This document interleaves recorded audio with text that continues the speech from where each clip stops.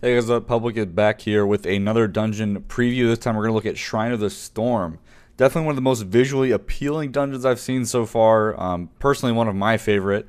Um, Definitely has a lot of interesting trash mechanics. Some of the bosses are kind of meh, but the aesthetic of this dungeon is, man, it's very pretty. I love it a lot. So I think one of the biggest things I'll touch on first here is the trash in these dungeons. So nothing too crazy here, I don't think.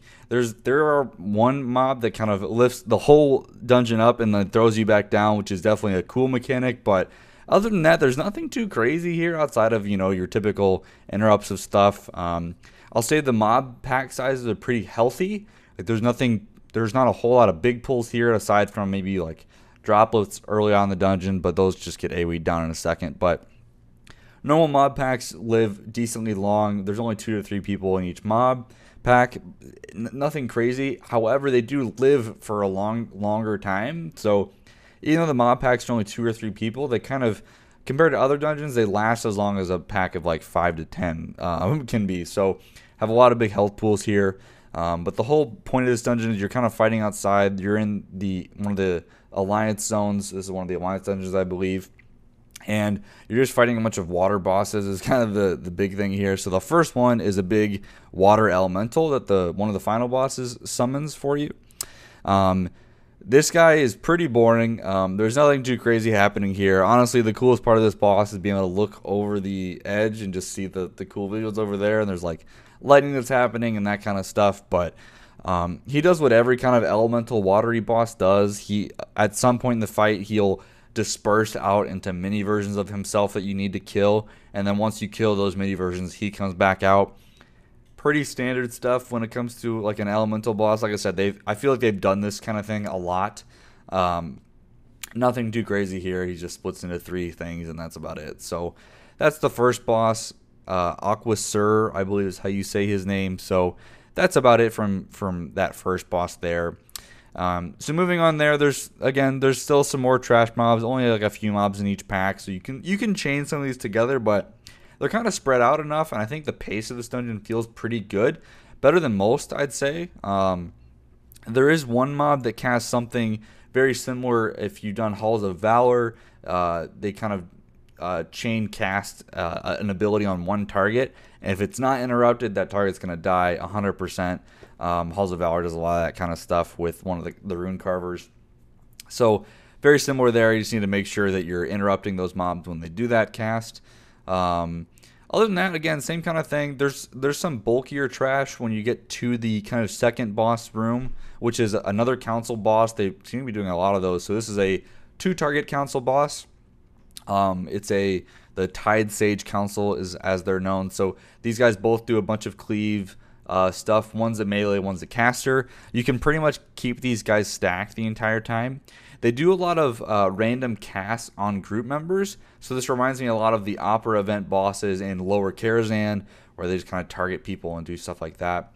But for the most part, they don't share a health pool, so it's kind of good here to pick one, target it, kill that one first, and then move on to the second one there. But again, same kind of thing. I felt like the bosses here took a while to kill, but there was nothing too crazy about it. We didn't wipe on any of these, I don't think, so pretty easy from a normal dungeon perspective. So that's basically it for this Tide Sage Council. So we killed the caster first. It's just easier. I just left the tank and the melee to deal with the melee guys mechanics. So that's about it for that boss. We'll kind of move on. You kind of go deep into the mountain for the next couple bosses. So in here, we're just basically fighting a bunch of mobs down into this tunnel, and then we're going up the hill into the mountain. A lot of tentacles start spawning, which is fun as a Shadow Priest, I guess. I wish my tentacles looked as cool as some of these guys, but again, pretty simple. Mob packs are, kind of a little bit higher now, so in the 3 to 4 range. Nothing too crazy here or out of the ordinary for sure. And then as you clear the bridge leading into the final boss's room, it's literally just a room full of tentacles that you kill. They can be interrupted and stuff. I would suggest not pulling them both at the same time because you can't move them. So I would pull one side and then the next side just to... There's no point. You can't hit both sides at the same time. Maybe Starfall can, but that's probably about it. And then you move into the third boss's room, which is Lord Stormstrong. which is he's the guy that summoned the first boss for you. This is one of those cases of you think he's the final boss, but he's really not kind of thing. So Blizzard has done this kind of thing before. This boss is kind of interesting. They took a mechanic from one of the bosses in Violet Hold. It's one of the final ones with the spiders, where the spiders basically chase you down. Where in Violet Hold, they kind of moved kind of fast, and you had to look in their direction to stop them. Here, the difference is orbs get cast on players that will constantly chase you down from what we could see. I don't think there was a way to get rid of the orbs. And the longer the fight goes on, the more orbs that you have chasing each player. So every person gets an orb, as far as I can tell. So not super duper melee friendly, I guess. But I'm not quite sure. Our only melee in this group was the tank. Otherwise, we had 3 ranged. So I'm not sure if melee can be targeted with this mechanic or if it's only ranged. But honestly, that's basically all this boss did. He just had orbs chasing you. So it wasn't anything too crazy. A little bit of a different take on a mechanic that they've done in the past. But that's about it.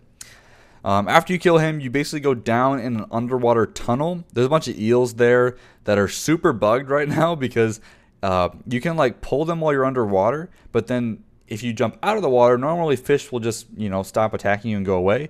These eels can breathe above water though, so they'll follow you all the way up to the boss. So I don't know, it's kind of beta, and like I said, it's a little buggy, but we ended up pulling them somehow, and they all came to us on the boss's platform, which is kind of weird. So apparently eels don't need water to breathe, they're just floating. It's kind of funny. And you kill the trash packs here. Pretty straightforward, nothing too crazy here. And then we get to the final boss, which is Volzith. I don't know how to say it, whatever. Volzith the Whisperer. So very kind of void themed towards the end of this dungeon for sure. So this guy reminds me of a boss, Throne of the Tides, I think it's called. He does like an AoE thing on the tank. So you basically kite him around the room. And then he goes into this immune phase where you have to kill 2 or 3, I forget. I want to say it's just 2. You kill 2 of these forgotten Denzian, or however you say that. They're basically just little mind benders is how they look to me. So you kill those 2. They don't share a health pool. They can be interrupted though, at least in normal.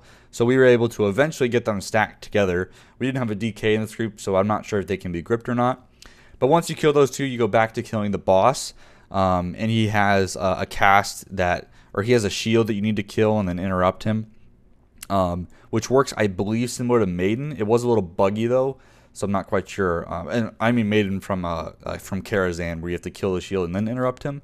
I think it was bugged and we could just interrupt them outright, but I'm not quite sure if it'll go like that or if that was a bug. So, but that's pretty much it for this dungeon. Like I said, aesthetically, I really enjoyed this place, especially as a Shadow Priest. I mean, it's a kind of a void themed dungeon, so that was pretty cool to see. And overall, just like while you're doing the dungeon and you get like thunder and lightning happening the whole time and like flashes your screen, you really kind of feel like you're in a storm while you're outside, which just feels cool. So I like this dungeon a lot. The one thing I'll say is the pathing was pretty much set in stone. There wasn't really any cool tricks you could do with like path and how you kill things. Everything is pretty linear here, which is fine. A lot of dungeons we've seen before do that, but it's just not as exciting, I think, as some other dungeons. So, but that's it for this dungeon, guys. If you have any questions about it, leave them in the comments below. Otherwise, I'll be doing the rest of these guys on normal as well, so look forward to those videos. And if you have any suggestions for videos you'd like to see about the beta, let me know in the comments below as well, and I'll try to get to whatever I can. All right? Thanks for watching.